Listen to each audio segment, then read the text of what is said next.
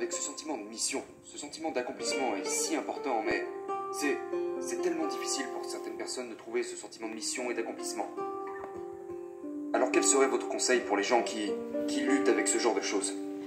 Ok, c'est une excellente question, étant donné que je parle toujours de trouver son but. Et je le dirais de cette façon. Quand vous avez un objectif clair, vous ne voyez plus ça comme un travail. Vous ne redoutez pas de sortir du lit le matin ou d'ouvrir la porte de votre voiture ou monter les escaliers pour vous rendre au travail. Mais souvent les gens ne comprennent pas ce concept. Ils sont là et ils disent « je ne comprends pas ce que ça veut dire ». Et la question que je pose toujours aux gens est « quelles sont les choses pour lesquelles vous vous portez volontaire? Que faites-vous pendant votre temps libre?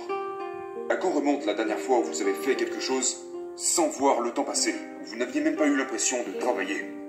Quelque chose que vous vous êtes précipité à faire parce que vous saviez qu'elle vous rendrait heureux. Et donc, le conseil que je donnerais serait arrêtez de courir après le statut, le titre et l'argent. Faites ce pourquoi vous vous portez volontaire, et puis le succès, l'excellence et l'argent viendra à vous.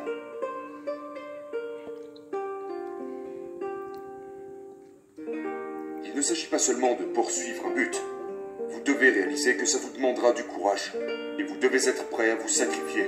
C'est exactement comme quand vous essayez d'apprendre une nouvelle compétence, une nouvelle technique.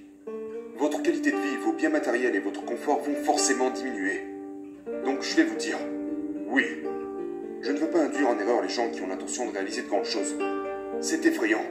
Votre qualité de vie et votre niveau de confort va forcément chuter.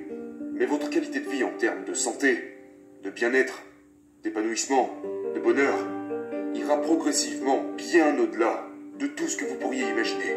Et je vais vous dire ceci. Les personnes qui poursuivent l'espoir, l'optimisme et une mission vivent une vie bien plus longue. Ils sont beaucoup moins stressés que n'importe qui d'autre. Donc lorsque vous regardez cette grande maison, cette voiture de luxe ou n'importe quel bien matériel, rappelez-vous que vous n'avez qu'une seule vie à vivre et que vous avez peut-être mieux à faire.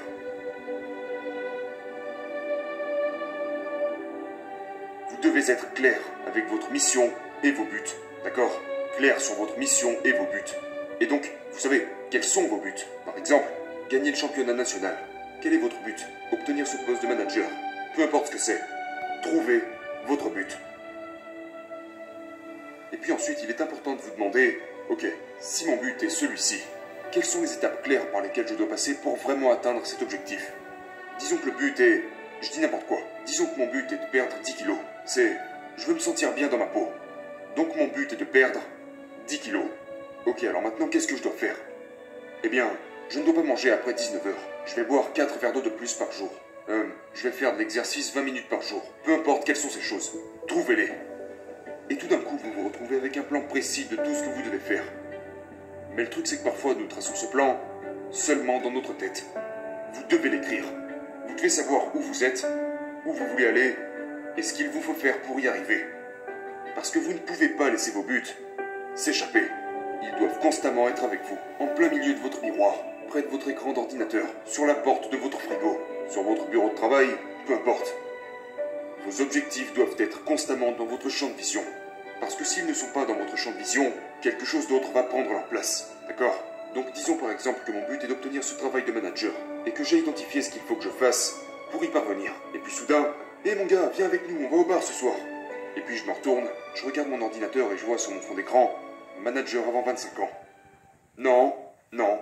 Je dois constamment me rappeler quels sont mes buts et agir en permanence dans leur direction pour les atteindre. Donc c'était la première technique. Écrivez-le et placez-le quelque part où vous pouvez le voir. La deuxième technique est vraiment tout aussi importante. Celle-ci concerne les gens avec qui vous êtes entouré. Entourez-vous de personnes qui vous rendent meilleur. Numéro 3. Quelles sont les distractions? Ne restez pas là à attendre qu'elles vous surprennent. Quand vous définissez vos buts et que vous définissez le processus, identifiez aussi toutes les choses qui risquent de vous ralentir. Quelles sont les choses qui peuvent vous distraire pour que vous puissiez vous en écarter avant qu'elles vous ralentissent?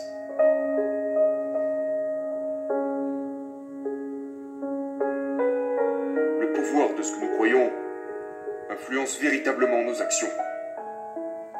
Vos pensées influencent vos croyances, qui influencent vos actions. La croyance en votre capacité à accomplir la tâche à accomplir influence plus que tout votre comportement. Donc personnellement, j'ai arrêté les pensées négatives. Oh mon Dieu, je pourrais jamais faire ça. Tais-toi. Mon Dieu, je pense pas que... Tais-toi. D'accord? Et puis alors, j'ai commencé à vraiment croire en moi. Une bonne façon de changer notre image de nous-mêmes est de changer la façon que nous avons de nous parler à nous-mêmes.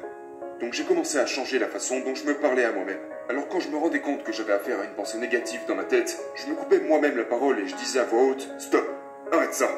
Et j'ai ensuite remplacé ces pensées négatives par des déclarations et des affirmations positives. Je peux tout apprendre. Les autres n'ont rien de plus que moi. Et mon préféré, je suis le capitaine de mon navire et le maître de mon destin.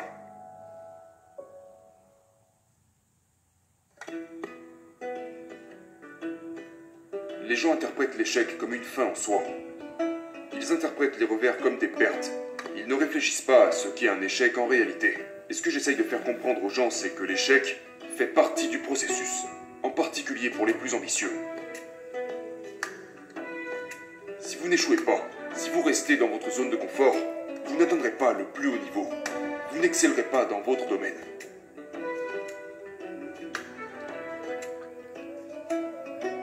Vous devez être prêt à rater la cible de temps en temps, parce que c'est dans cet inconfort, dans l'échec, que vous allez réfléchir à « Qu'est-ce que je dois faire de manière différente? Qu'est-ce qu'il faut que je change ?» Et alors la croissance devient possible. Acquérir une compétence ne peut pas se faire du jour au lendemain.